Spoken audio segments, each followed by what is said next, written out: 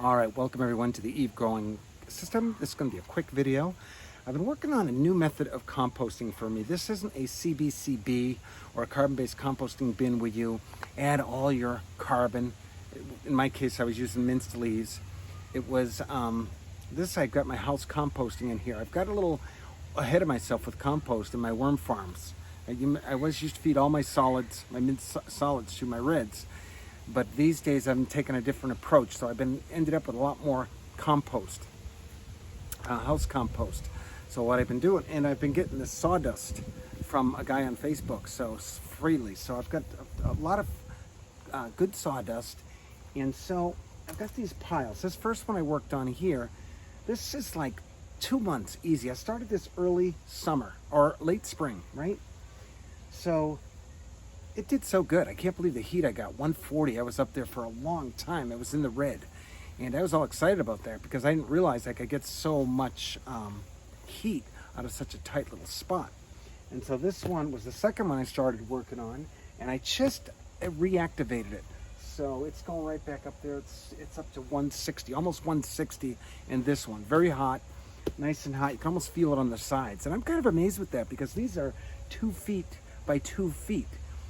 Thickness, and in height, like this one's probably 4 feet, this one's 3 feet, and these other ones are like 3.5 feet or something like that. So they're very tight, very small, and I'm getting this heat. Now, for me, it's easier to manage a small pile like this. It's easier for me to manage many small piles and get that heat than one big pile like I've been doing. And I think so far it's easy to keep that heat going without working a bigger pile, and that's good news, I think. So because I could fit more piles in less space when they're this little, and my stuff can go a lot faster now. I know a lot of people, when we talk about it, the Johnson soup people, sometimes I'll mention the heat in there, and even in our own groups, the worm composting collaboration group, we talk about heat and compost. Some people rightly say, 170 is a little too hot, because right now I'm at 170 with this guy right here. This is my record heat right here. Right there. Can you see that? That's exciting to me. And especially it's exciting if I can keep it a long time, because I feel the longer you keep it, the hotter you keep it, the faster it all breaks down, the faster it all softens up, making ready for these angels of the soil and that awesome biodiversity that inevitably follows these heavenly creatures, right? So that's what they say. It's too hot, Mark. You're killing all the good and bad microbes, right? And I agree with that. I definitely believe it's killing the microbes, but there is some microbes in there, the good ones that I want, because as many of you know, I compost everything, and the chances of something living in here, some pathogen or something is slim to none. And plus the other safeguards I have, I don't worry about it as much. I want it again to get as hot as it can, as long as it can. So if I can get through the winter, like this one here, this one over here, I've got the max out of it. I got 2 months out of it, easy. And it's right now, it's still in where it's active, where it says it's active. But imagine once wintertime comes, we can keep some of these worms warm in there. They'll hopefully make it through the winter. So I'm excited about that. Small piles. Very easy to fluff up without having to take it all apart and turn it.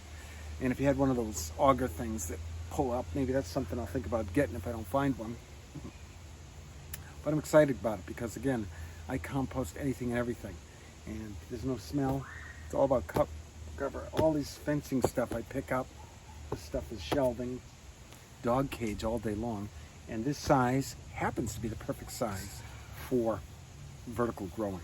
So that's exciting too. So I haven't gone anywhere. I know I've said it in another one of my videos, or maybe it's one I was making and never posted. Do a lot of videos that I think I'm going to post and I never get around to it. And then time goes on, I think, it wasn't really worth it. Like this one probably. But Ginny Spinny has moved on. Our beloved dog. I got some videos in the back wing on that girl and how I handled that awesome dog. So she won't be in the background anymore.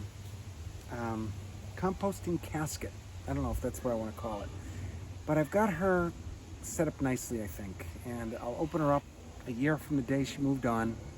and we'll see what it looks like. I have a feeling that it'll be all nice looking soil when I'm done with it. I'm going to plant something special with her to keep her memory alive.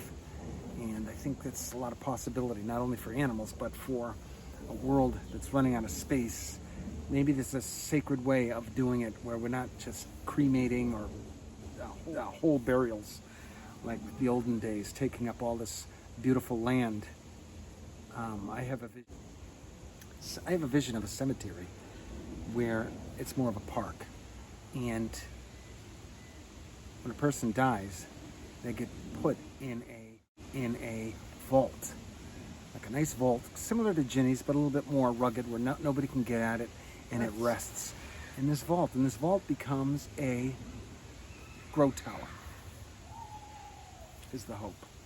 Something to think about. That's all I have to say. God bless. Over and out. We will change this planet, one urban farmer at a time.